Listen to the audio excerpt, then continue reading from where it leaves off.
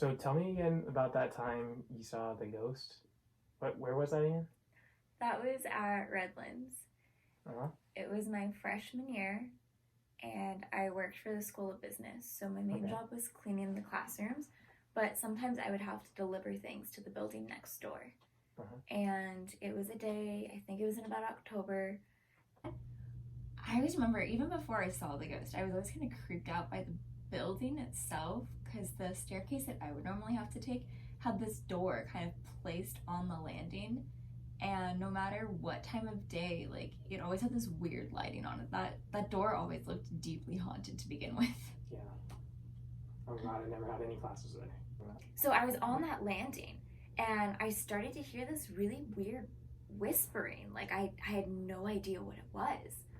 So I turned to go see, like, is there somebody there? Is there something caught in the door? And what I saw, it looked like a person, but made entirely of shadow, just like pitch black, standing there.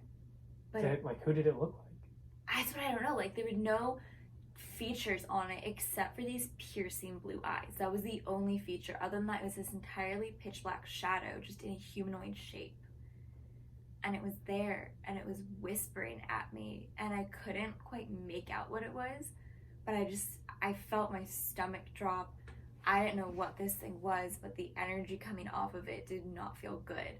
I booked it up the staircase, like dropped off my materials. I never took that inside staircase again unless I knew I was going with someone. But I still had to clean that classroom.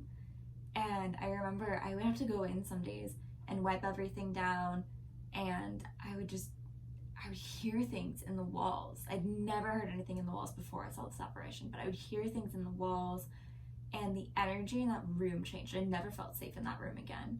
And I remember very clearly there was one day, the first thing I would do is I would put the door jamb under the door so that once I was done cleaning the room, students would know, like, hey, this classroom's open. It's ready for us to go into. And one day I put something under the door jamb, and then I was going about and I was cleaning off the whiteboard, and I just heard the door slam, which made no sense because I would always check the door jamb, like, to make sure that it couldn't slide out. And that was terrifying. Does it slid out? Yeah, I checked it. It was secure. It should not have been able to slide, but it did. And the door slammed so loud, my heart almost jumped out of my throat. Oh my God. And nobody else was around? No, because that classroom was in the basement. So it was that classroom, and then the staircase across, and then if you went like straight down, it was just like space for maintenance, like maintenance closets and things like that. All of the actual like offices were on the next floor. Wow. So you didn't go tell your boss? Oh no.